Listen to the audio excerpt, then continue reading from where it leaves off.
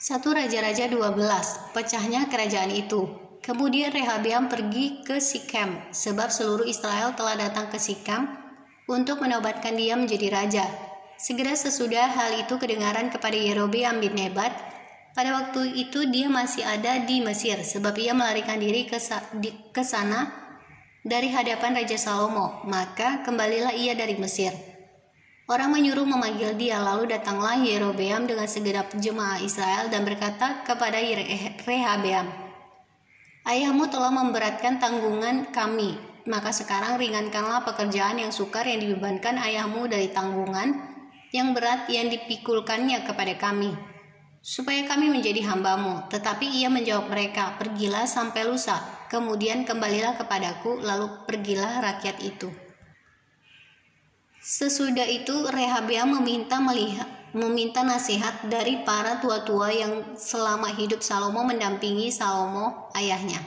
Katanya, "Apakah nasihatmu untuk menjawab rakyat itu?" Mereka berkata, "Jika hari ini engkau mau menjadi hamba rakyat, mau mengabdi kepada mereka dan menjawab mereka dengan kata-kata yang baik, maka mereka menjadi hamba-hambamu sepanjang waktu." Tetapi ia mengabaikan nasihat yang diberikan para tua-tua itu. Lalu ia meminta nasihat kepada orang-orang muda yang sebaya dengan dia dan yang mendampinginya.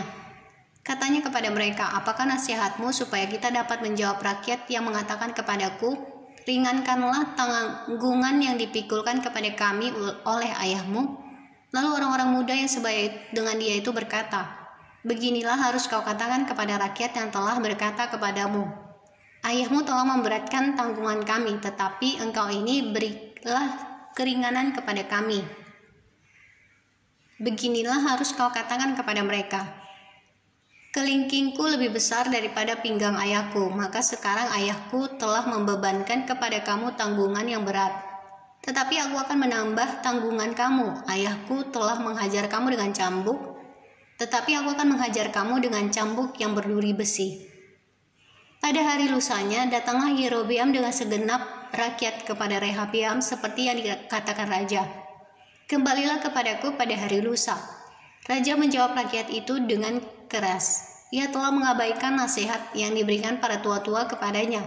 Ia mengatakan kepada mereka menurut nasihat orang-orang muda, "Ayahku telah memberatkan tanggungan kamu, tetapi aku akan menambah tanggunganmu itu.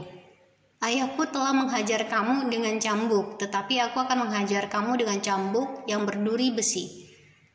Jadi raja tidak mendengarkan permintaan rakyat, sebab hal itu merupakan perubahan yang disebabkan Tuhan, supaya Tuhan mendapati firman yang diucapkannya dengan perantaraan Ahia orang Silo kepada Yerobeam bin Nebat.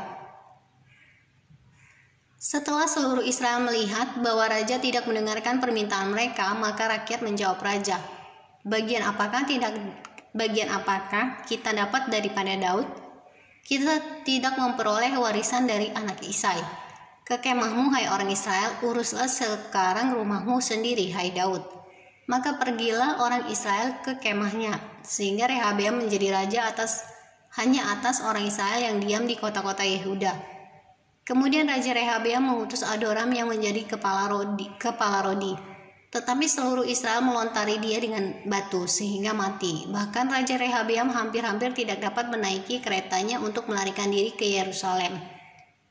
Demikianlah mulanya orang Israel memberontak terhadap keluarga Daud sampai hari ini. Segera sesudah seluruh Israel mendengar bahwa Yerobeam sudah pulang, maka mereka menyuruh memanggil dia ke pertemuan jemaah.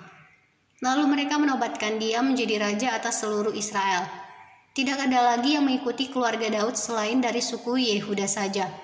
Ketika Rehabeam datang ke Yerusalem, ia mengumpulkan segenap kaum Yehuda dan suku Benyamin, 180.000 teruna yang sanggup berperang untuk memerangi kaum Israel dengan maksud mengembalikan kerajaan itu kepada Rehabeam anak Salomo. Tetapi datanglah firman Allah kepada Semaya abdi Allah demikian, "Katakanlah kepada Rehabeam anak Salomo raja Yehuda dan kepada segenap kaum Yehuda dan Benyamin dan kepada selebihnya dari bangsa itu, beginilah firman Tuhan, janganlah kamu maju dan janganlah kamu berperang melawan saudara-saudaramu orang Israel. Pulanglah masing-masing ke rumahnya, sebab akulah yang menyebabkan hal ini terjadi. Maka mereka mendengarkan firman Tuhan dan pergilah mereka pulang sesuai dengan firman Tuhan itu. Yerobeam memulai ibadah baru. Kemudian Yerobeam memperkuat Sikem di pegunungan Efraim. Lalu diam di sana. Ia keluar dari sana lalu memperkuat Penuel. Maka berkatalah Yerobeam dalam hatinya, kini mungkin kerajaan itu kembali kepada keluarga Daud.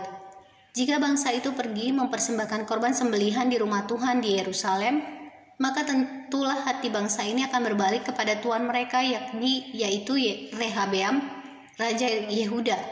Kemudian mereka akan membunuh aku dan akan kembali kepada Rehabeam, Raja Yehuda. Sesudah menimbang-nimbang, maka raja membuat 2 anak lembu jantan dari emas dan ia berkata kepada mereka, "Sudah cukup lamanya kamu pergi ke Yerusalem. Hai Israel, lihatlah sekarang Allah-Allahmu yang telah menuntut engkau keluar dari tanah Mesir." Lalu ia menaruh lembu yang satu di Betel dan yang lain ditempatkannya di Dan.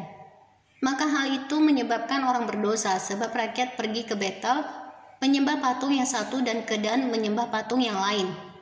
Ia membuat juga kuil-kuil di atas bukit-bukit pengorbanan dan mengangkat imam-imam dari kalangan rakyat yang bukan dari Bani Lewi.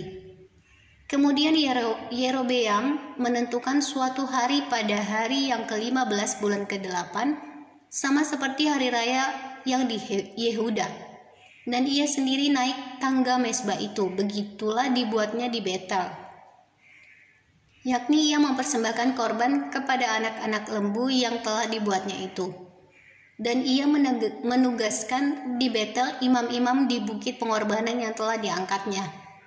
Ia naik tangga mezbah yang dibuatnya di Betel itu pada hari yang ke-15 dalam bulan yang ke-8. Dalam bulan yang telah direncanakannya dalam hatinya sendiri. Ia menentukan suatu hari raya bagi orang Israel, dan ia naik tangga mezbah itu untuk membakar korban.